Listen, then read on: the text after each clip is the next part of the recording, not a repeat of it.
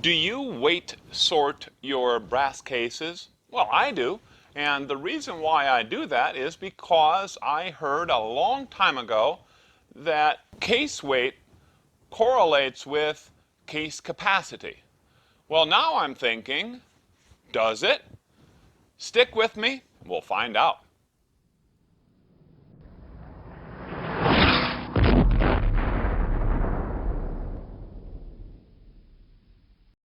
I have a big bag of Lapua fired brass. Now, Lapua is some pretty good brass, very consistent in all the years I've been using it, so I'm choosing to do some of this experiment with Lapua brass, and for the fun of it, I'm also going to be comparing the 308 Winchester. This is all 308 Winchester brass true velocity polymer case. We're going to see how consistent these cases are as well. And when I'm talking about consistency, we're going to be looking at case weight as well as case volume or case capacity. Now, a lot of folks like to think about filling these cases with water and weighing that to determine case volume. Of course, water, the advantage of using water or a liquid is that it will fill up the case completely.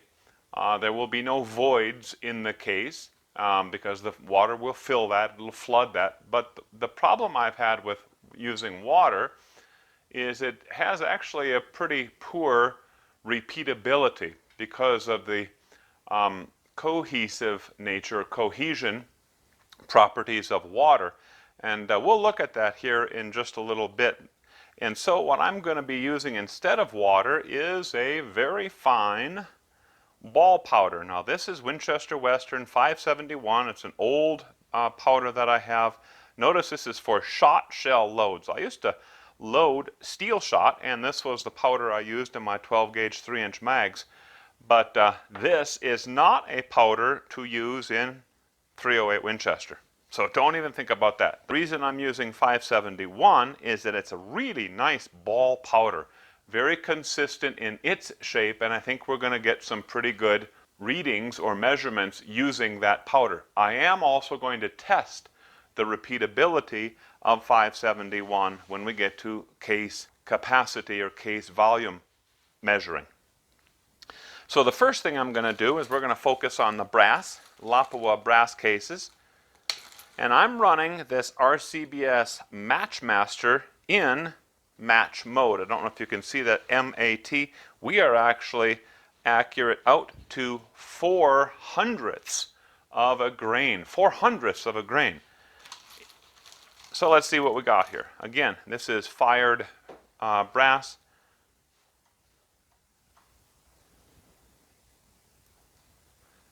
$179.12.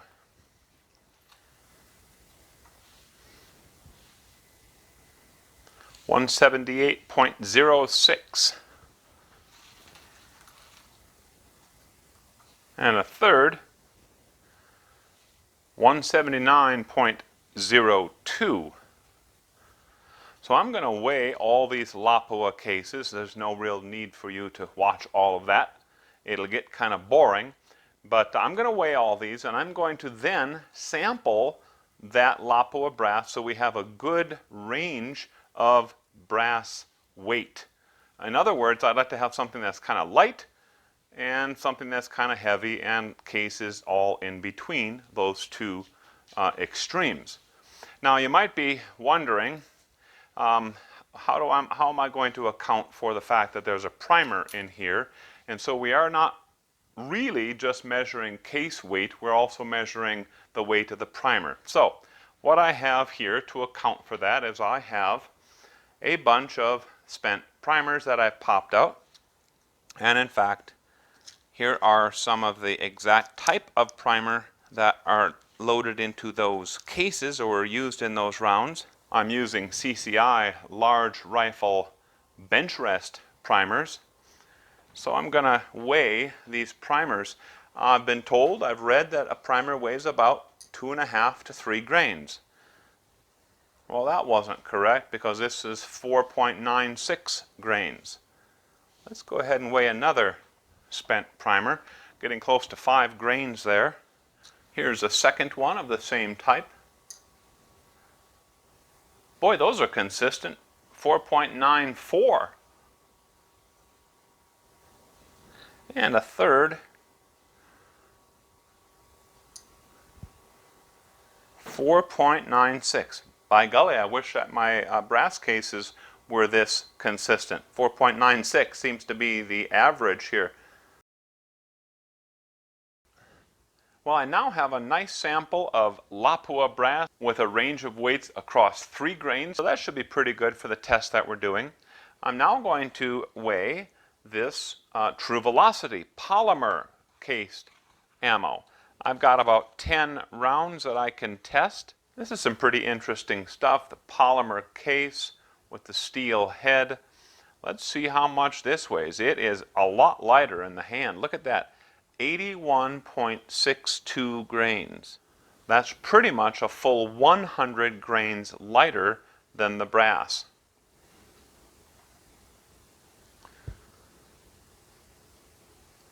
$81.48, 81.34. Now what we're going to do is we're going to look at case capacity. So I'm going to take these Lapua cases and I'm going to fill them with that 571 ball powder. And the first thing that we're going to do is we're going to establish the repeatability of measures. So this Lapua case right here weighs 177.80 grains. Now I'm going to use this 571 and I am going to allow it to overfill. And I'm going to level this off. And I'm going to call that filled. The weight of that case now, filled with powder, is 230.44 grains. Now we're going to do this a couple of times.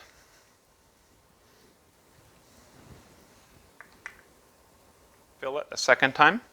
Same case.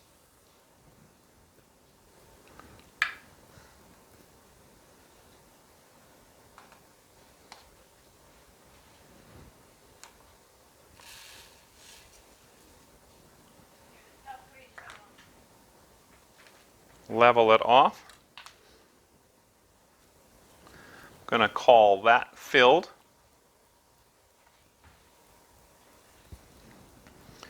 Now we're at 229.66.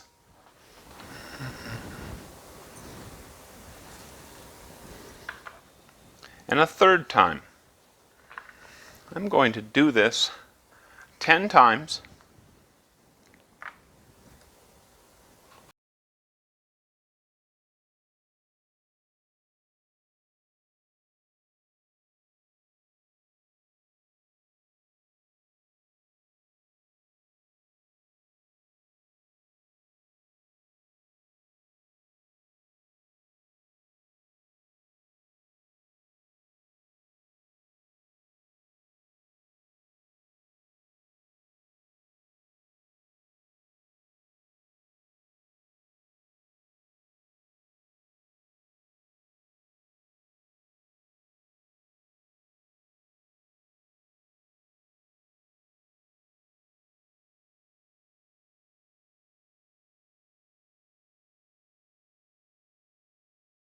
Well, there's something to be said about technique. I think I got the technique down. And so I ended up with 10 good measurements, and I'm going to follow those techniques throughout the whole process. I'm going to weigh all these cases. I've got 40 cases of Lapua, and I've got these 15 cases of True Velocity. And so after all this, we're going to look at the results and see if there is a correlation between case weight and case capacity. Well, that's the process that I used to complete this test. And now all my measurements are done. Let me fill you in on what I found out. But before I do that, let me talk just a little bit about the method behind my madness. The reason why I used fired brass is number one, the primer is intact, and whether I had used water to fill that case or I used the ball powder that I did use in this test to fill the case, I don't have to worry about it leaking out. So that is a primary consideration or reason why I did that. Now, some folks could say, and probably will say, that, well, the size of that case is going to be different after it's fired compared to a case that is resized, completely prepared, and then loaded and ultimately fired. Well, which one would give us the most accurate or reliable measure of case capacity? They will be slightly different because one is fired and it is kind of on its largest side, it's fire-formed brass, and the other one is fully resized, kind of down to semi-spec size of brass. Well, the correct answer to that is probably somewhere in between.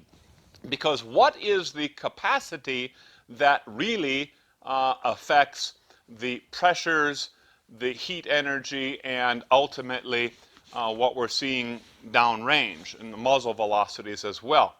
Well, when that primer ignites, that powder burns very, very rapidly, and that case is expanding very, very rapidly, and the majority of the expansion is happening at the neck and shoulder, primarily at the neck of that case. And so the changes in the body of the case are going to be variable during that firing process. And then, of course, there's a little bit of shrink back as we extract that case and the measurement was made. So by using fired brass cases and consistently using that, we're going to get a pretty good result for the measurements that we just made. Now, case volume or case capacity is pretty darn important. Number one, cases that are or have a consistent case volume or case capacity should be giving us much more consistent muzzle velocities. The standard deviation should drop way down, and ultimately, especially at long range, we should start seeing smaller groups as a result of that. In other words, where the variation in muzzle velocities is playing a very, very marginal role or minimal role in the precision of our groups. That's the theory behind it all, but you know, there's instances where I've had some extremely consistent brass and yet not the greatest of groups. And of course, some of that is attributable to other factors as well, and we can't overlook that. But the results of our test show a very similar case capacity mean or average compared to the median. That's a good sign. That's telling us that the variability of all those cases that we measured, and here we're looking at the Lapua brass, 40 cases were measured or assessed, that those case capacities follow a normal distribution. But what we're seeing is that the standard deviation is 6/10, almost 7/10 of a grain. That's quite a bit of variability. I mean, just imagine that we're loading a case and the powder charges, we allow it to vary by 6 or 7 tenths of a grain of that powder charge, and then we top it off with a bullet and fire it. I think a lot of us wouldn't be too happy with that much variability. But the case capacity all by itself varies by that much. And I'd like to pause for just a minute and take a look at the case weights as well. Now, I have 40 cases, Lapua cases, that were measured or used in this test, and we're seeing 9/10 of a grain standard deviation just on the case weights. Now, that's a little bit different than what I've normally seen with the Lapua cases, and that could be because the spent primer is still in that case, and maybe it varies a little bit more than the samples that I took earlier, where we're getting about 4.96 grains per primer. But if we look at some of my previous results, the standard deviation of Lapua brass was only 0.4 of a grain. That is without the primers and after the cases have been fully prepared, all the way through, ready to be loaded. So some of that is that case prep process that's driving down the standard deviations and making those brass cases just a little bit more consistent. The Federal Champion brass, fairly different, and when we look at the graph of its distribution of weight, notice how the Federal Champion brass, shown in orange, is always higher. It's heavier than the Lapua brass. That's interesting to me and something that we need to note, because that is a great reason why we should at least be sorting our brass by head stamp. Well, now let's take a look at the true velocity polymer cases. You know, I read an article recently and it was talking all about, it was highlighting the true velocity polymer cases that without a doubt are very unique out there on the market. And this author wrote that his random sample of 5 polymer cases, after he fired it obviously, varied by only 0.2 of a grain in weight. And I was like, wow, that really is a phenomenal type of consistency. So obviously having those 14 cases, polymer cases at my disposal, I said I'm going to take a look at that myself. And what we got was a range of 0.5 of a grain, standard deviation of 0.14, and once again, very, very similar mean and median, telling us that those cases follow a normal distribution. Notice 2 things, however. Number 1, these cases are much, much lighter. I already noted that as we were doing those measurements, almost 100 grains lighter per case compared to the brass cases. But what we're also seeing is that the case capacity is quite a bit different. Case capacity is pretty much 45 grains of powder for the polymer cases compared to 53 grains of powder for the Lapua brass cases. But the standard deviation of those case capacities is really not that much better than the brass. Here we're at 0.5 of a grain or half a grain of variability, and when we look at the proportion of that variability to the total case capacity, that becomes fairly large, or at least it's larger relative to what we were seeing with the Lapua brass cases. Overall, the correlation or relationship of case weight to case capacity is pretty poor. The R-squared value is only 0.3, meaning that 30% of the variability in case capacity can be explained by case weight. 70% of the variability in case capacity is unexplained. What's also strange to me when I look at this graph is that it's a positive correlation. In other words, as the brass case gets heavier, the capacity goes up. And that flies against my intuition, if we want to call it that. I would expect that a heavier brass case would have a smaller case capacity because it's thicker brass. That's how it got heavier. But maybe that is not truly what's going on. When we look at the true velocity polymer cases, that relationship does follow the expected relationship. In other words, the slightly heavier polymer case has a slightly lower case capacity. But that relationship between case weight and case capacity is even worse. R-squared of 0.06, so almost no relationship between those two variables. Now, to make matters even worse, let's talk about the repeatability of measures. You know, I took 10 measurements of one of those pieces of brass. so that I could determine the repeatability of that measurement method. And what we're seeing is that my methodology has a standard deviation of 4/10 of a grain and a range on that exact same piece of brass of 1.34 grains of powder. So if we then build in the error tolerance of those repeatability of measures, then that relationship, that graph we're looking at, becomes even worse. In other words, there's a very, very little relationship between case weight and case capacity. So does that mean that we shouldn't be weighing our brass cases? Well, not necessarily, because heavier brass cases will actually act differently when being fired compared to much lighter cases. It's pretty much the same reason why we would and why we do sort by head stamp. We saw that those Federal Champion cases were heavier, and we deal with those individually. And we saw that those Lapua cases were overall lighter, so we deal with all of those individually.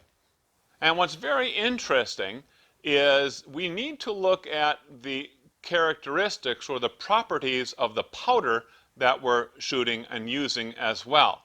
Consider this. Even with identical powder charges, the weight of the powder, the actual energy released still varies.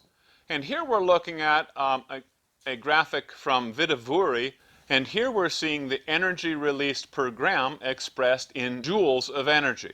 Now, I found a paper from a graduate student who actually looked at the variability in smokeless powders, and this person made tremendous measurements of a host of different smokeless powders, and I was able to extract some of that data, put it into a database or into a table, and look at it more closely. And what I was able to do was to calculate the volume of a given kernel of powder, as well as calculate the range in volume of a given kernel of powder. And I'm talking all the way down to one little flake or one little cylindrical stick. That's how this person measured this stuff. Very interesting experiment and thesis that was done. And then I was able to calculate surface area and ultimately surface area to volume ratios. Now, when we're talking about things that are burning, the surface area to volume ratio makes a huge difference. Yes, also the chemical coatings that are on that piece of powder also make a difference and greatly influence the burn rate. But certainly a smaller kernel of, let's say, a cylindrical powder like Varget is going to burn at a different rate than a much larger kernel of the exact same stuff, Varget. They're going to burn differently. So the size of that powder is going to affect how that powder burns over time. Ultimately, the same amount of energy may be released, but as we all know, the burn rate is extremely important in driving lots of the stuff that we're seeing, not to mention pressures, muzzle velocities, and so on and so forth. So in some ways, we are only able to constrain our consistency to the variability inherent in the powder itself. We have to bear that in mind as well. To wrap up then, what we saw is that there's a poor correlation between case weight and case capacity. What's important though, and everything that I've been reading, is that case weight is still a very important measure to make, and sorting by case weight still seems to make sense. That's kind of the thought process that I see out there, and the thought process that I'm thinking right now. But as we are doing in this season of extreme reloading, is that fact or is that fiction? Stay tuned for our next episode of Extreme Reloading. We're going to put it to the test. I'm going to be using some very different case weights I'm going to mix up some case weights, and I'm going to also shoot some rounds with extremely consistent case weights. In fact, those Lapua cases that we used in this experiment, I have a number of cases that had the exact same case weight down to 1/100th of a grain. So that's going to be a very interesting experiment, and we'll see what the effect is of case weight on the precision of our rounds. You don't want to miss that one. Hey, thanks for watching.